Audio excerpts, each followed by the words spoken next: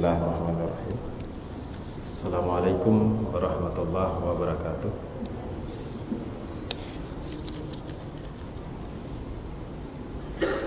Alhamdulillahirabbil alamin. Asyhadu an la ilaha illallah wahdahu la syarika lah. Wa asyhadu anna Muhammadan abduhu wa rasuluh. Allahumma salli wa sallim ala sayyidina Muhammad wa ala alihi wa sahbihi ajma'in. Rabbi israhli sadari wa yassirli amri wa hlul 'uqdatam min lisani yafqahu qawli. Para jamaah salat maghrib yang dimuliakan oleh Allah Subhanahu wa taala, pada malam yang berbahagia ini kita masih dipertemukan kembali oleh Allah dalam majelis yang mulia ini, dan sama-sama kita lanjutkan tentang kajian hakikat hikmah tauhid dan tasawuf, di mana pada malam ini kita beranjak di kalam hikmah yang ke-27, di mana apabila dalam kalam hikmah yang lalu Syekh Ibnu Athaillah Al-Iskandari telah menggambarkan kepada kita bahwa kembali kepada Allah Subhanahu wa taala pada permulaan adalah pertanda menang dan sukses pada penghabisan dan akhir segala sesuatu. Jadi artinya apa yang kita lakukan baik dari awal sampai akhir itu harus ada rasa tawakal, berserah diri kepada Allah Subhanahu wa taala. Namun di dalam kalam hikmah selanjutnya beliau menggambarkan bagaimana jalan untuk bagi kita supaya cemerlang di kesudahan, artinya bujroh ba'aki, dikarenakan cemerlangnya pada permulaan. Bahkan kenapa sesuatu yang di akhirnya bagus hasilnya dikarenakan bagusnya pada awal permulaan. Jroh ba'aki karena ba'awai kajroh. Maka beliau merumuskan dalam kalam hikmah yang ke-27, man asyrakat bidayatuhu asyrakat nihayatuhu. Barang siapa yang cemerlang permulaannya, maka cemerlang pula pada penghabisannya. Menyekaget ba'awai, insyaallah ba'aki juga akan get. Maka kalam ini ada beberapa pemahaman yang harus kita pahami. Yang pertama, apabila sebelum kita mengerjakan amal ibadah, hati kita kembali kepada Allah, yakni kita beribadah itu atau kita beramal itu karena Allah Subhanahu wa taala.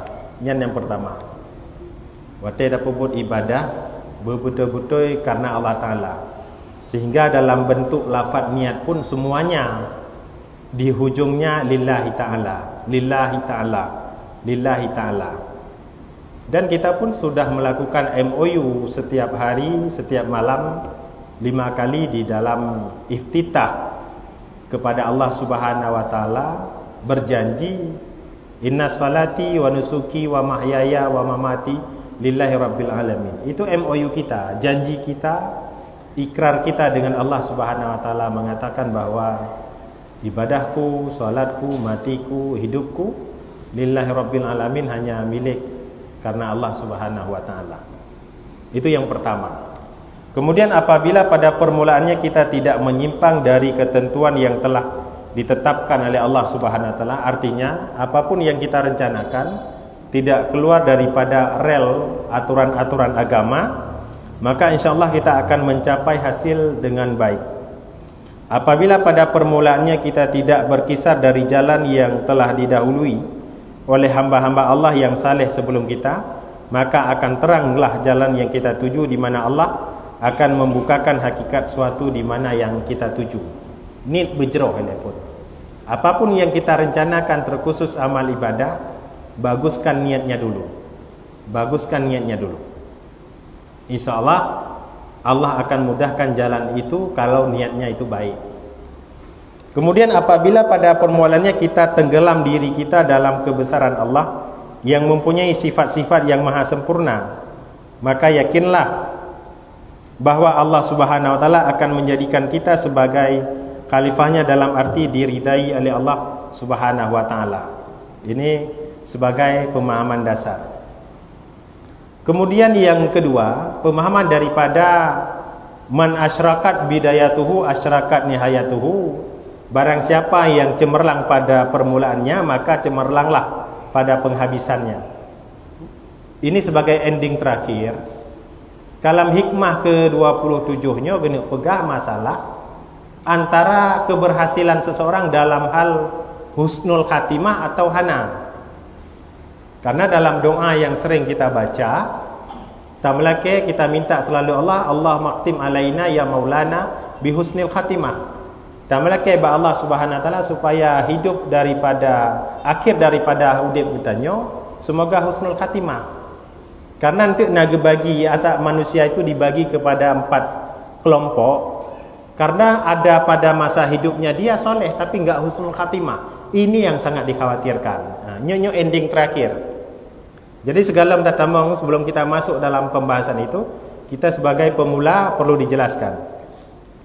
Yang kedua, pemahaman daripada kalam hikmah tersebut, di antaranya Syekhul Islam Abdullah Asy-Syarqawi, beliau menerangkan tentang rumusan kalam hikmah tersebut, di mana maksudnya menurut beliau ialah barang siapa cemerlang pada permulaan suatu yang ia kerjakan, yakni segala waktunya tidak terbuang tetapi dipenuhinya dengan ibadah dan taat, serta semua perhatiannya diarahkan untuk itu, maka hasil daripadanya ia akan mendapatkan cemerlang pula pada penghabisannya. Artinya Allah berikan waktu kepada kita hari ini untuk melakukan ibadah menurut makam ataupun ketentuan masing-masing. Kalau hari ini makam kita rata-rata di makam asbab, masih ketergantungan dengan profesi. Menyahana tak kerja, hana pupaju. Menyahana tajak, han masab dapu.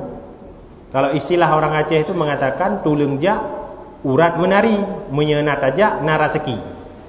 Artinya kalau bagi kita yang masih ketergantungan dengan profesi, ini jangan kita habiskan waktu itu untuk ibadah.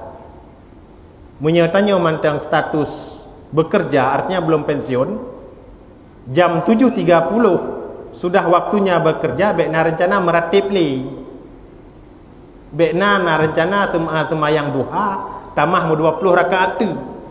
Kalau waktu penjerprintnya sudah jam 7.30. Ini makam asbab.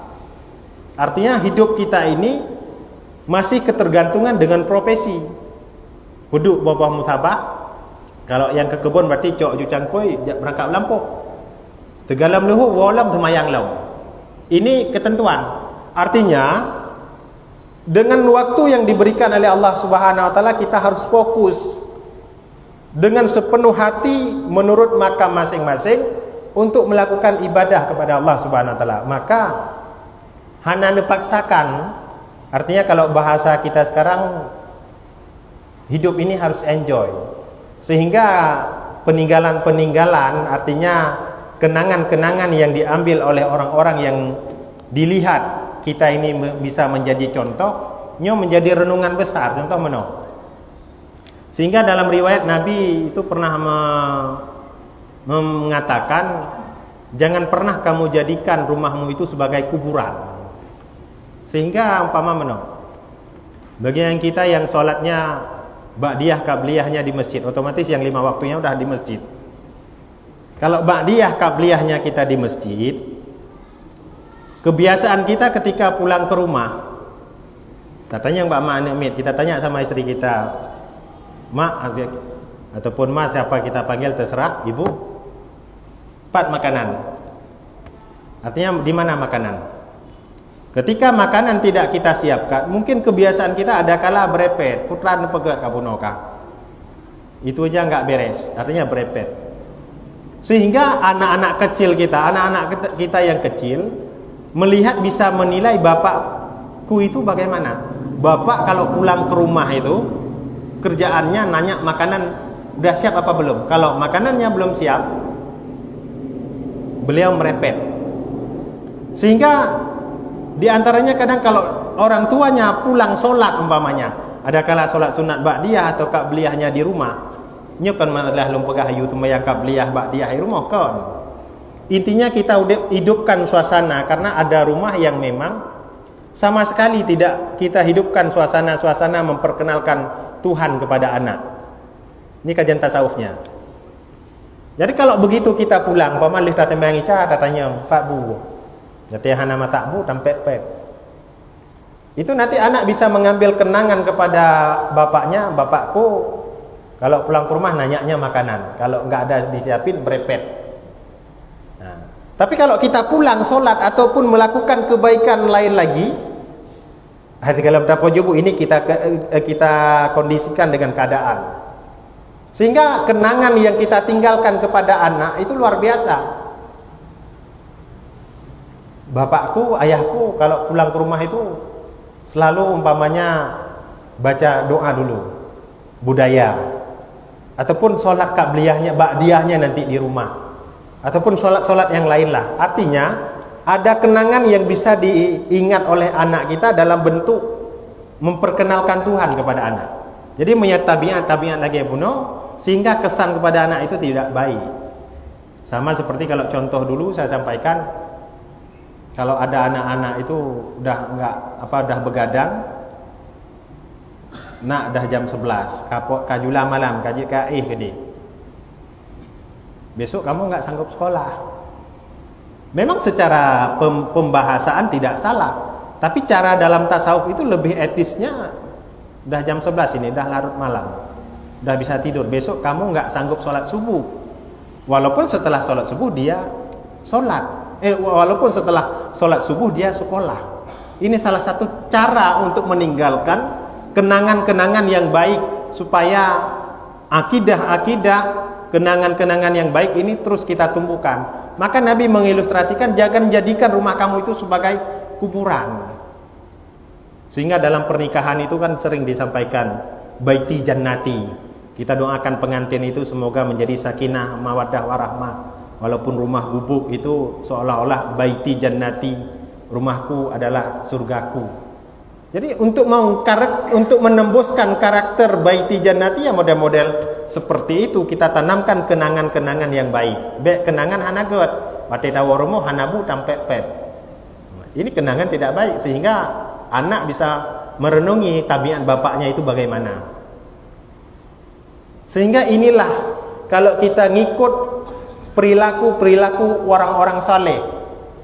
Kalau berbicara tentang makanan, orang soleh itu kalau mau makan enak gampang sekali.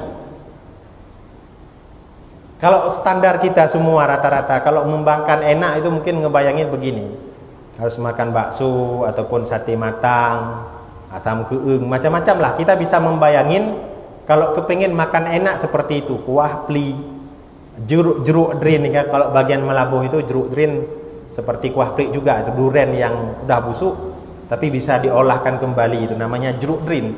Bentuknya sama seperti kuah pli juga. Dulunya saya nggak sanggup makan, tapi karena udah terbiasa dulu di sana sudah bisa. Artinya kita ketika menginginkan makanan enak itu terbayang seperti itu, yang hawa kuah lemak, yang hawa tati matang. Tapi kalau orang-orang soleh itu kepingin makan enak sangat gampang.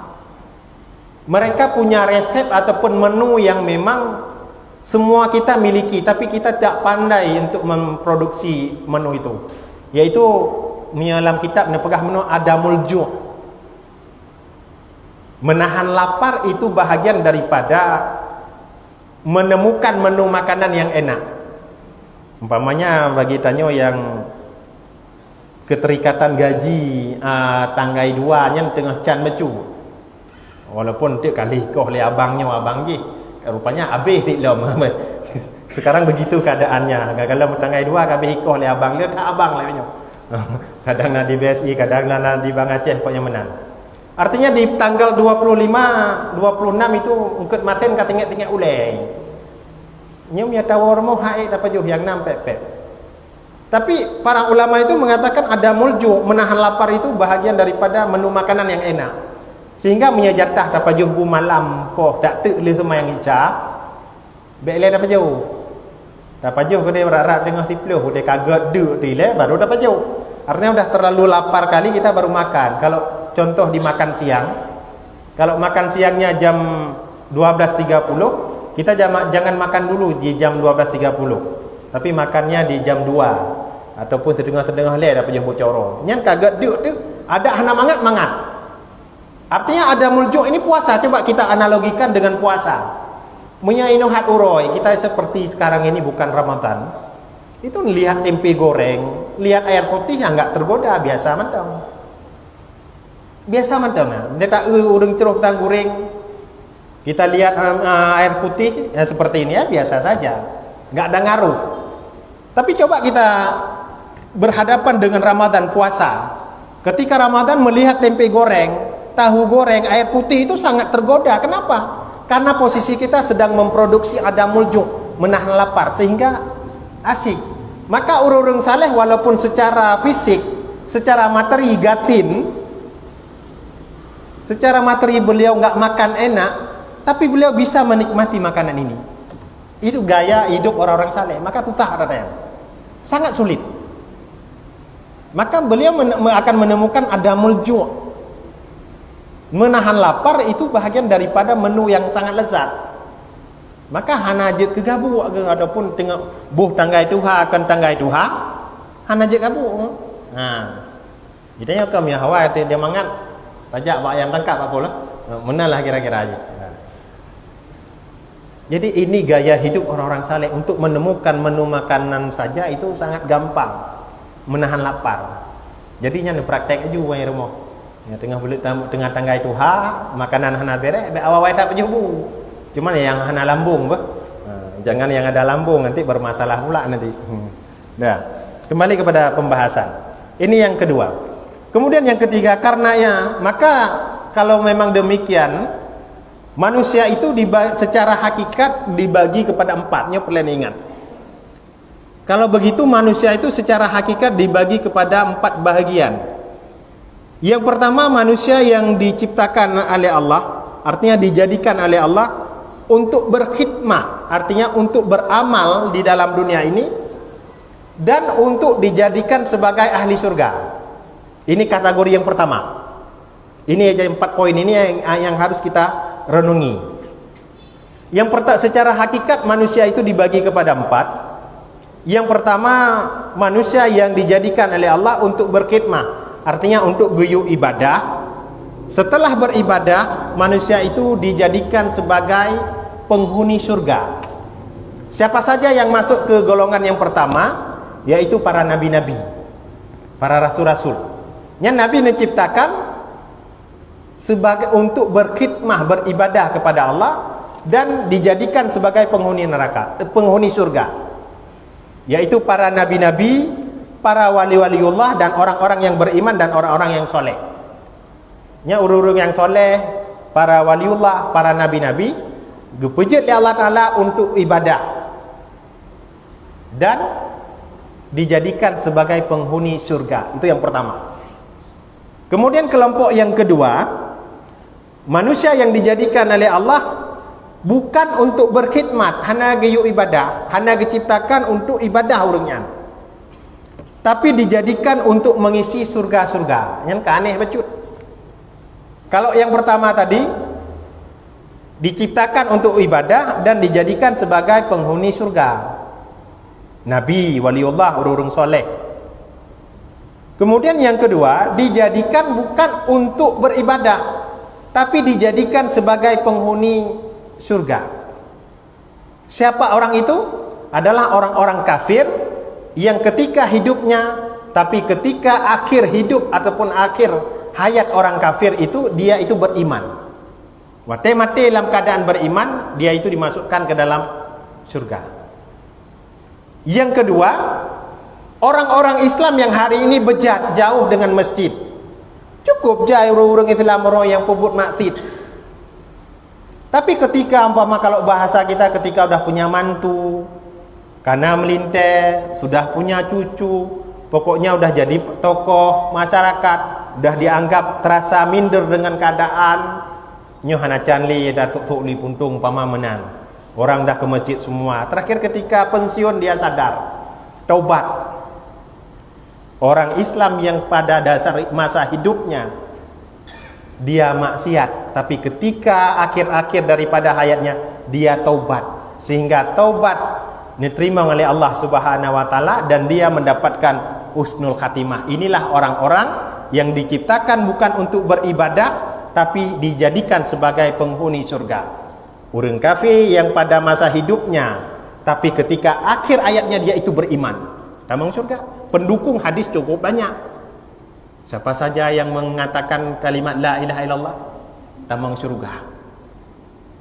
Memang dia pada masa hidupnya kafir, tapi ketika dia sadar, umpamanya urang-urang di luar Aceh, terakhir beriman rupanya boom meninggal. Tapi dalam keadaan beriman meninggalnya, yang pertama dalam surga. Maka kelompok yang kedua, Allah menciptakan manusia itu bukan untuk beribadah tadi, tapi dijadikan sebagai ahli surga, yaitu orang kafir pada masa hidupnya, tapi akhir daripada hayatnya beriman kepada Allah. Yang kedua, orang Islam yang wati mata-mata tiga hantam ipubu ibadah imaktir rata thago, tapi wati katuha itobat geterimang tobat Allah Ta'ala, sehingga mati dalam keadaan husnul khatimah, orang yang tamang juga surga. Ini kelompok yang kedua. Kemudian kelompok yang ketiga, yaitu manusia yang dijadikan oleh Allah Subhanahu wa taala bukan untuk berkhidmat kepada Allah, artinya dijadikan untuk ibadah kepada Allah, dan bukan dijadikan sebagai ahli surga. Nah, sebalik daripada yang kedua. Kalau yang kedua tidak dijadikan, yang kedua benar bukan untuk berkhidmat kepada Allah tapi kepada alam surga. Monyanyo yang kedua yaitu bukan untuk berkhidmat, bukan untuk beribadah kepada Allah, dan bukan pula untuk sebagai ahli surga. Yang tadi bukan berkhidmat tapi dijadikan sebagai ahli surga. Yang ketiga bukan untuk beribadah dan juga bukan untuk ahli surga. Siapa itu? Orang-orang kafir yang ketika masa hidupnya kafir, ketika masa matinya juga dalam keadaan kafir. Ini kekekalan neraka. Ini yang bunuh orang kafir yang waktu akhir-akhir hayatnya dia beriman. Nah, ini yang ketiga. Ini mungkin bisa kita contohkan. Jadi Israel lah, kafir udip mati, kafir dalam keadaan kafir. Kemudian yang keempat, ini yang perlu sangat kita renungi.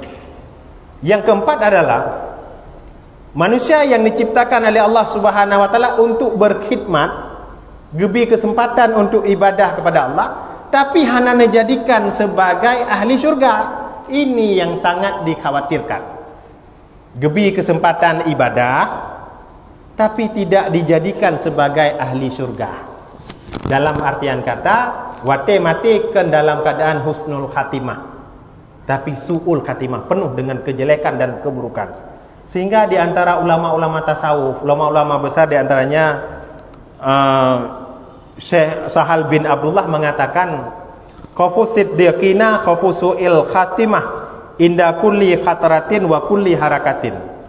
Yang ditakutkan oleh hamba-hamba Allah yang baik-baik ialah takut tidak baik pada kesudahan hidup mereka ketika setiap goresan hati dan setiap gerakan dan tindak tanduk fisik mereka.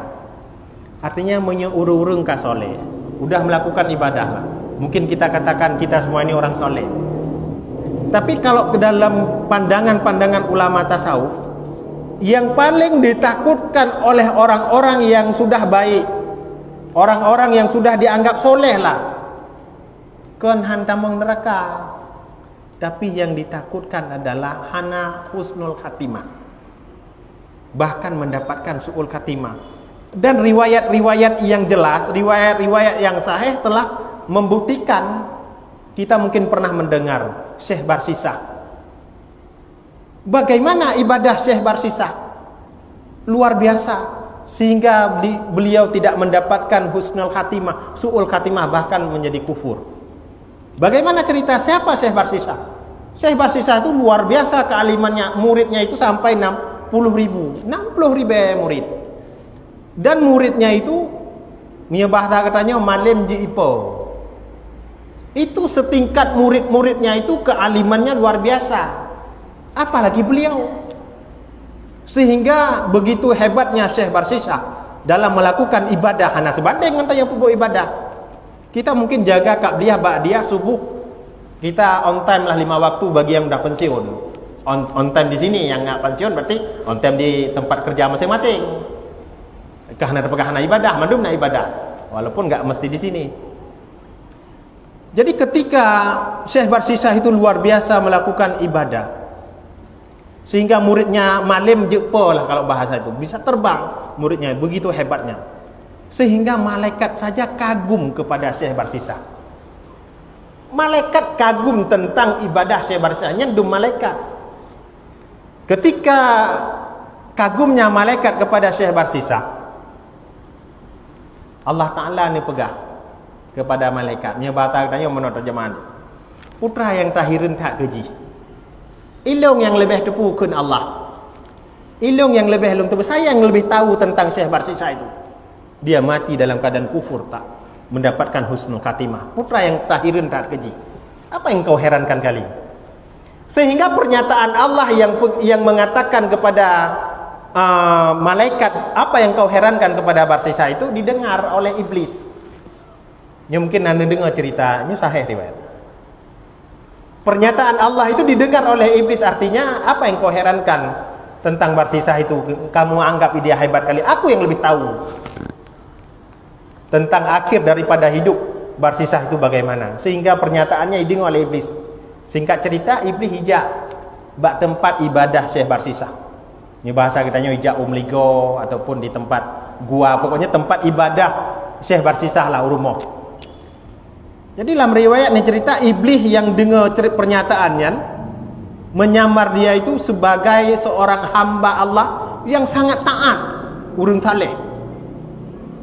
Jadi secara kontinu dia itu menggoda Syekh Barsisah. Singkat cerita, ketika terus sampai dia di tempat ibadah Syekh Barsisah, iblis itu kalau bahasa kita begini. Assalamualaikum, waalaikumsalam. Puna perle dan sodro ni. Begitulah. Siapa anda, ada maksud apa? Iblis menjawab, saya hamba Allah yang ingin membantu anda terus beribadah kepada Allah Subhanahu wa taala. Jadi selama 3 hari 3 malam iblis menggoda, sehingga Syekh Barsisah terheran-heran. Lewro malam iblis beribadah di depan Syekh Barsisah, tanpa minum, tanpa makan, tanpa kopi, tanpa rokok kalau bahasa kita. Sehingga Syekh Barsisah terheran. Saya sudah 220 tahun beribadah kepada Allah, tapi butuh kepada istirahat, butuh kepada makan, butuh kepada minum. Bahasa katanya payah jem kopi le. Payah benar kopi-kopi le, ha naik tapi ke. Jadi idro ke uronyo lewro le malam ka puput ibadah. 3 hari 3 malam kau lakukan ibadah tanpa minum, tanpa makan. Gimana cara leung bujik lagi idro ke? Hanya singkat cerita. Kemudian iblis menjawab, kalau anda perlu seperti saya, datang ke suatu tempat untuk melakukan pelanggaran Allah, pelanggaran dalam agama, sehingga engkau setelah melakukan maksiat, engkau taubat. Ketika engkau taubat, anda akan merasakan manisnya taubat. Terkejut Syekh Barsisah. Bagaimana mungkin aku melakukan maksiat sedangkan aku sudah 220 tahun melakukan ibadah, tiba-tiba neyu puput maksiat uronyo. Perlu anda tahu keken iblis. Ketika sudah anda melakukan maksiat, anda kemudian bertaubat. Allah Maha Pemampun. Maka ketika itu anda mendapatkan manisnya taubat. Nyefit. Mendapatkan manisnya taubat. Sehingga Syekh Barsisah ditanya menang. Pudosa teman yang perlelong pubut. Maka iblis ni jauh Medina. Oh nyan kahalon tim. Nyam berat bagi long. Artinya kenapa alasan gak mau berzina? Itu ada efek. Di samping long dosa, ada orang lain yang teraniaya. Artinya hamil ada kala dan lain sebagainya. Kalau jangan itu, yang lain. Kalau begitu kamu membunuh saja. Poh ureng nyan pihan long dosa milanya agop.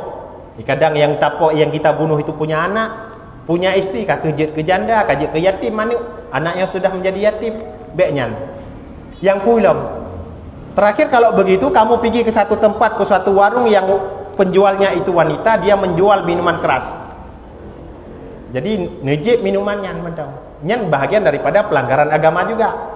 Mungkin mbak pikir-pikir, beliau berpikir-pikir hana efek, artinya menyerta jib atanyan, kita minum khamar itu beliau saja yang merasainya.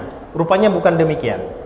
Singkat cerita, ketika nejak dah sampai tempat warung yang kali ditunjuk, mbak simpang gig, di simpang itu cari minumannya.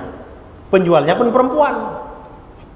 Jadi sampai di situ belilah kamar itu, kalau bahasa kita itu satu botol, minum, rupanya mabuk. Setelah mabuk dia berzina dengan pedagang itu, dengan wanita pemilik kamar itu. Kedua boh dosa. Sehingga ketika mabuk medina, kemudian datanglah rupanya yang pemilik warung itu punya suami. Datanglah suaminya, kalau bahasa kita digrebek, ketahuan sama suaminya. Dah terjadi baku hantam, gemulia rupanya talu lako, sehingga terbunuh suami daripada perempuan itu. Terbunuh daripada suami itu. Kemudian teruhlah iblis kembali menyamar sebagai hamba yang biasa. Kalau bahasa kita menjadi rakyat biasa, rakyat sipil. Dia melaporkan kepada pihak yang berwajib. Kamu Barsisah telah melanggar etika peraturan undang-undang. Telah melakukan berbagai macam kesalahan-kesalahan. Kamu harus dihadapkan, kalau bahasa kita balai desa, ataupun tak laporkan ke polsek ataupun polres. Singkat cerita, pasal yang pertama ketika di pengadilan, yang si iblis tadi yang berbentuk dengan rakyat sipil biasa, dia harus dicambuk 80 kali. Kenapa? Karena dia sudah mabuk. Kemudian rupanya kesalahannya berlapis, mentambah-tambah pasalnya berlapis. Dia juga telah melakukan zina, berarti harus ditambah 100 kali rajam. Kalau bertambah pasal lagi kejadian ini ojo.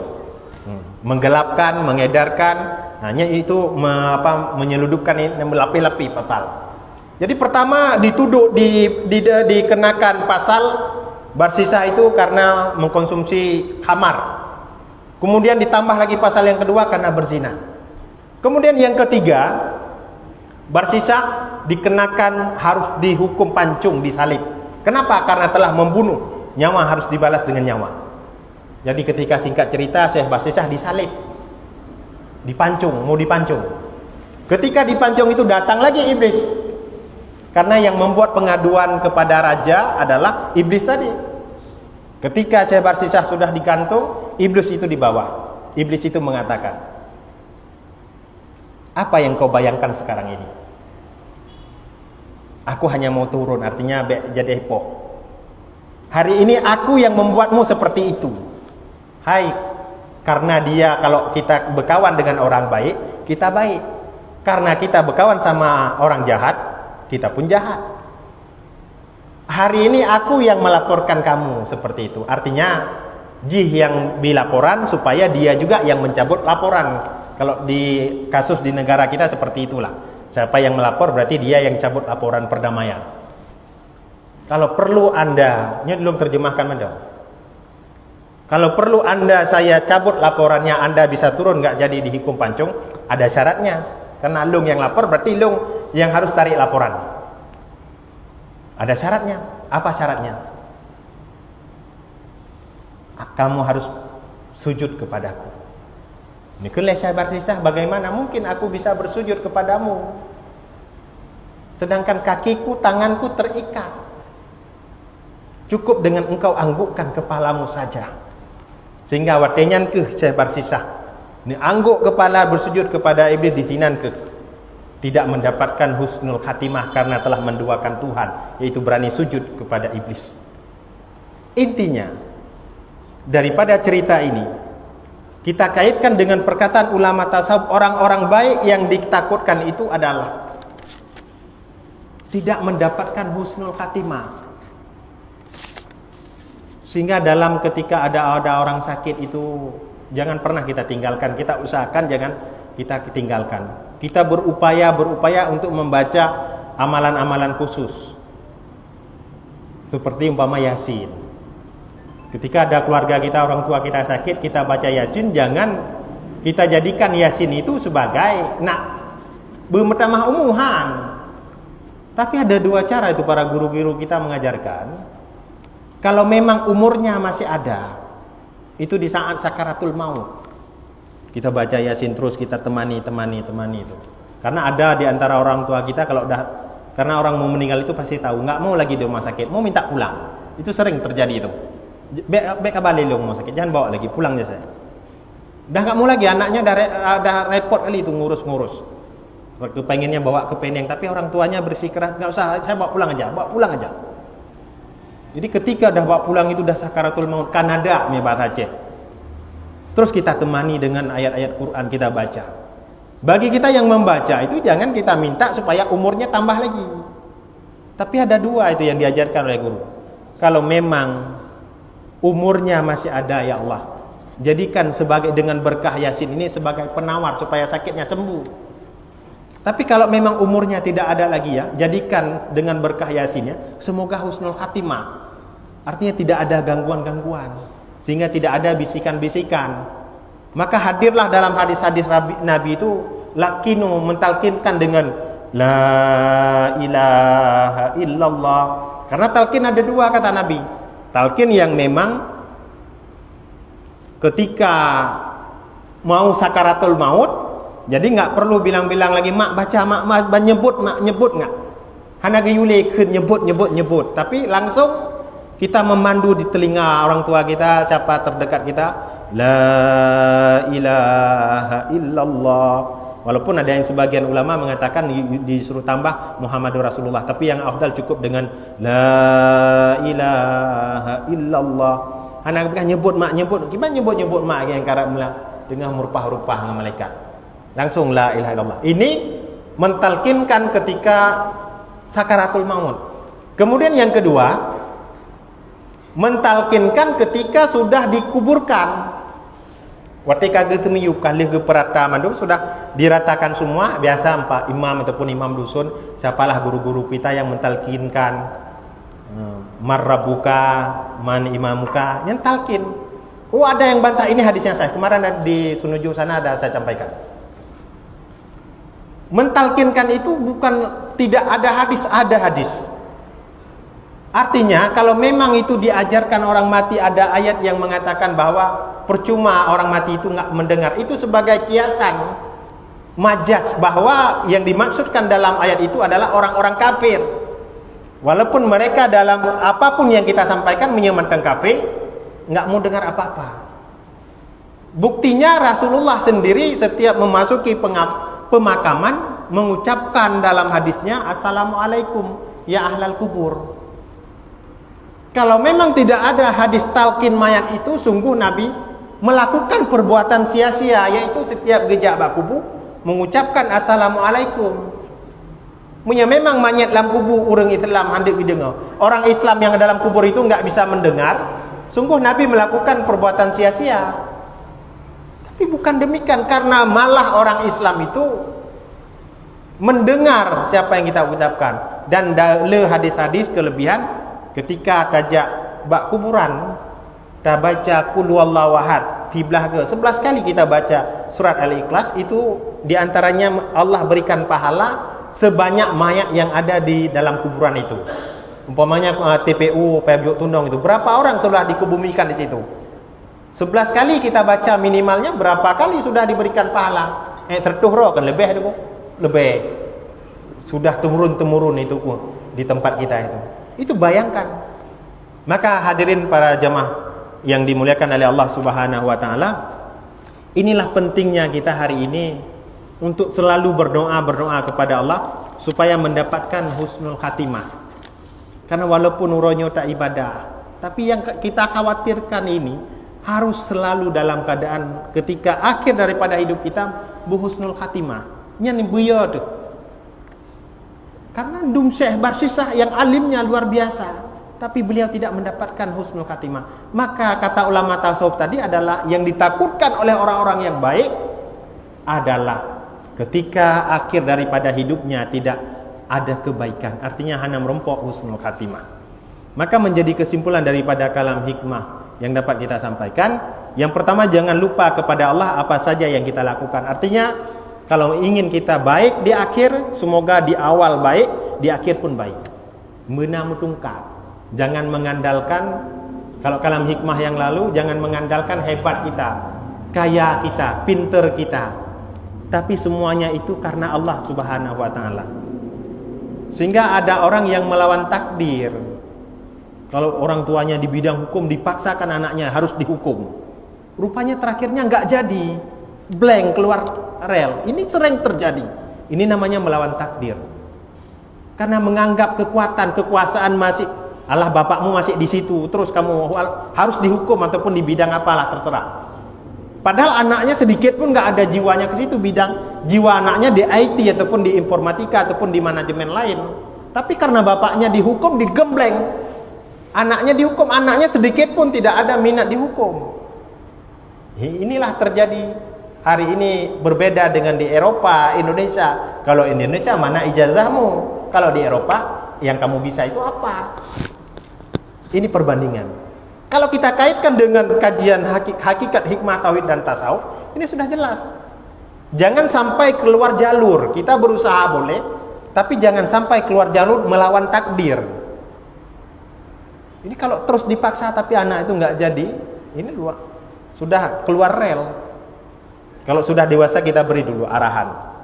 Ini ya bang, kakak kemana kira-kira? Dia jiwanya kemana? Jangan nanti kita kadang-kadang tergini, kalau bagian agama yang udah sakit-sakit kita kasih ke agama. Ini yang badannya sehat, yang EQ-nya harus di PDN, di Akpol semua. Ini yang kakaknya yang cantik-cantik di Akbit semua. Rupanya sepakat yang agak-agak kero sikit, dah sakit-sakit sikit, goblok-goblok sikit anaknya, empakat irmo, nyo yang tikakak yang jih tajuk udayah gini. Bagaimana bagus agama ke depan ya? Yang sakit gak tajuk udayah. Kapan bagus agama? Yang lagak-lagak, yang tari-tari, yang tiga-tiga, yang cara gudi-gudi Bandung ke kiri. Ya yang bangga yang tiga-tiga ibabah, yang tiga pegah haba, ai di jauh be, dah pegah kambing jauh limo. Yang kagak gejuk deh tergit, gejuk deh utama langah. Apa kajian maju agama lagi nyan? Nah, padahal kadang-kadang anak yang pintar itu yang menolong kita. Sehingga dalam kalam-kalam ulama itu, kalau kita yang guru itu, beliau mengatakan, kalau kamu jadi guru itu, ketika melihat anak bandel, anak bodoh itu, jangan pernah jengkel. Walaupun pandang ego, pada kenyataannya kita jengkel. Mungkin anak yang bandel itu yang menolong kita, tarik kita dari neraka nanti. Inilah takdir. Ada nanti pembahasan di kalam hikmah selanjutnya. Kita nggak nyangka terhadap takdir Allah. Kalau bahasa yang bertebar di masyarakat begini. Aku nggak nyangka dia jadi perwira. Itu satu sekolah sama aku paling bodoh dia dulu tuh. Tapi dia jadi perwira. Begitu kan? Inilah yang dikatakan dalam hakikat hak membagi-bagi rezekimu jumba-jumba. Kalau orang itu sudah ditakdirkan kaya, walaupun corona 2 kali lagi berputar, tetap dia kaya. Walaupun dia terjadi kebakaran, dirampok dan sebagainya, kalau dalam ilmu Allah Ta'ala dia itu kaya, tetap kaya. Ini hakikat. Jadi intinya harus ada, kita bertawakal dari awal sampai akhir. Jangan semata-mata kita andalkan kepintaran kita, kekuasaan kita. Ini semuanya lenyap. Kemudian yang kedua, berupaya beribadah dengan sepenuh hati. Fokus kita dengan sepenuh hati supaya mengharapkan husnul khatimah. Karena inilah penghujung yang penting dalam kehidupan kita, supaya kita mendapatkan husnul khatimah. Ketika sudah husnul khatimah, berarti ya jelas balasannya surga daripada Allah Subhanahu wa taala. Mungkin karena waktu sudah selesai, sampai di sini. Insyaallah di lain kesempatan kita bertemu kembali. Akhirul kalam, wabillahi taufiq wal hidayah. Wassalamualaikum warahmatullahi wabarakatuh.